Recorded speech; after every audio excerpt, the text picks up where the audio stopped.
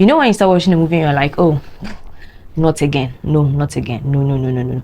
But then as you keep watching, you're like, okay, okay, oh wow, it didn't end up as I thought it would. Yes, this is how Here Love Lies is about, or how it ended. My name is Beverly. If you are new here, do want to be part of the 1,000 and counting subscribers, and do turn on your bell button so that whenever I post a new video, you, my friend, would be notified. You're especially welcome to my channel.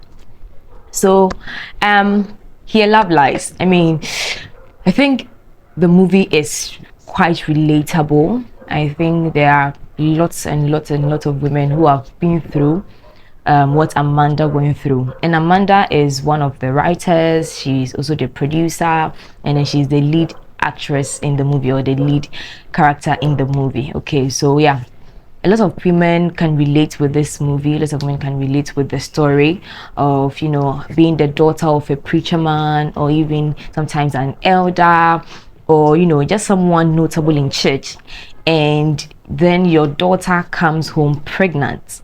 She's not married, okay? Comes home pregnant. I mean, first of all, the father was thinking about himself. He was thinking about how this was going to reflect on the family. I mean, think about it. A preacher, you are preaching about fornication, so it's a sin. There is a sin that don't do this and this, and then your daughter comes home with a baby, with a pregnancy. How would this reflect on you, the family? Would people even take you serious? Will the church take the decision to demote you, as we've seen in many cases? So the pain, the embarrassment that came to the father made him take that very painful decision to sack the daughter. Lots of people have been through this, lots of people have seen this. So I like how the movie is relatable. But the only thing that I thought was that the mother would be more proactive. She being the mother, being pregnant, and your husband is sacking your child from the house. She's pregnant. Where is she going to live? She was asking them, where am I going to live? Where would I go? How would I survive? How is she going to go through life? But then, the father was even saying that, would they post me to Netherlands if this thing comes out? And even the preacher was asking her daughter to abort. As much as I was like, just because of some transfer that's going to come your way, your daughter should kill a human being, a preacher.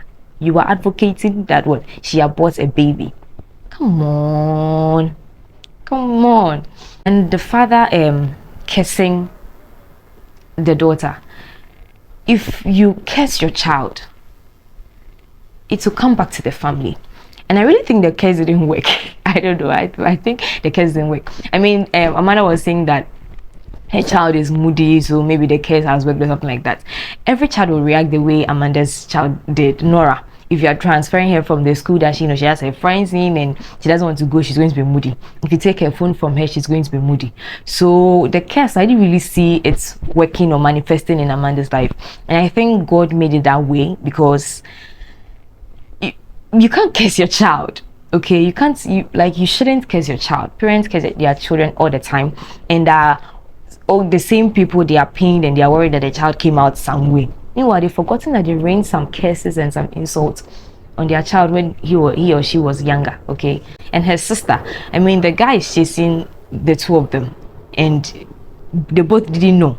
Okay, so if you are doing a bad thing, you are dating somebody, your sister doesn't know. It's also dating the same person. You see, kind of a thing. So I don't really blame her. She was young, she was stupid. I mean, she said it. She acted stupidly, and so that was that part of the story. Now, the love life of Amanda. Look at the embarrassment she went through with Daniel, I've forgotten his character name, and his wife coming to display to embarrass the person. They've been dating for 6 months, and she didn't know that the guy was married.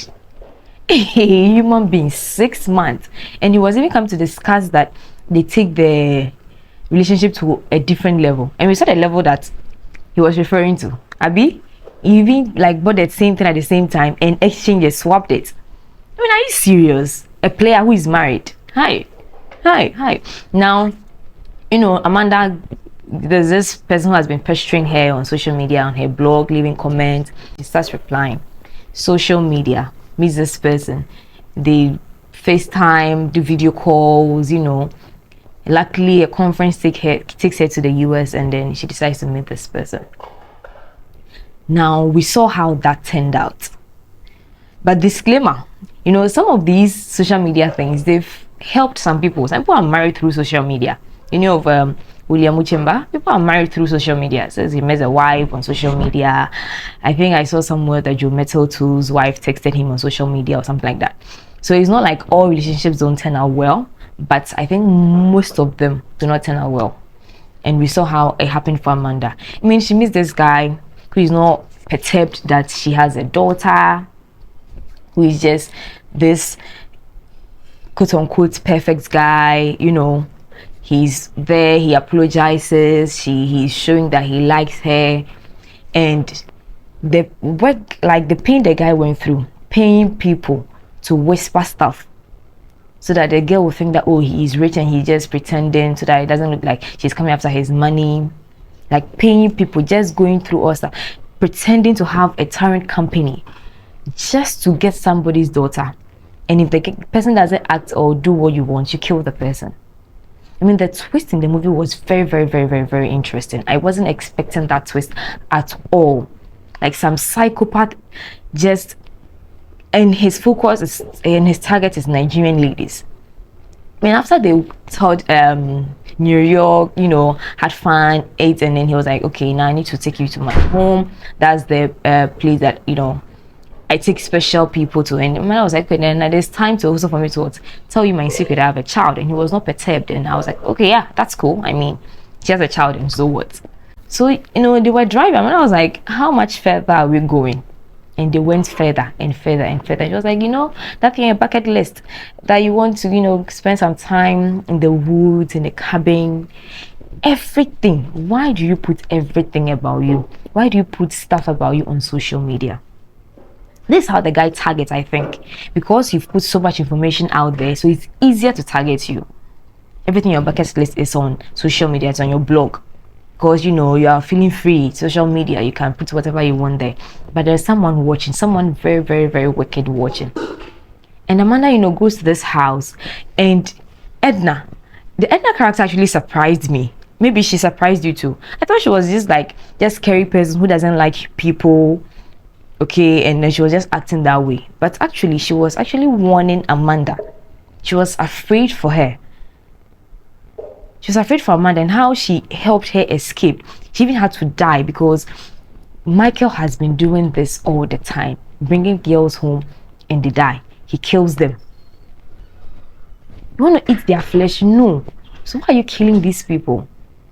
I think the movie has like a very, very, very, very, very big lesson. And the way Liz was introduced, the detective. They introduced her as someone who is like a stalker. I thought she was a stalker from the beginning. She's not even a stalker. She's just there to, protect her, and she's been trailing Michael and his activities for a while now. So the way they introduced the guy, the leader, was like, so she's not even a stalker. She's a detective. And if you're a detective and you are going somewhere, how do you go to arrest someone who is dangerous? How do you go alone? At the back of the tent, Kameli. Maybe because at the end we saw that the police came there. But then you don't go there alone. At least 2 people should go. And Michael, I look at the pictures, and I don't know what's wrong with these kind of people. When they do their thing, they take the news and then the pictures of these people and then paste them in their room. I don't know whether they are counting the number of people they've killed, or I don't get it. I don't know why they keep those records. I don't know what Amanda went through. She trying to escape, her life. I was so afraid. I was so tensed. As I always say, it doesn't happen often. I know that they are acting, but this one, I was really afraid when Michael was chasing her, trying to hit her, just being up.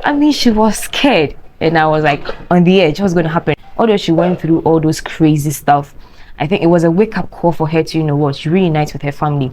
Her family has tried to reunite with her for years, and she can't just, she couldn't just let it go.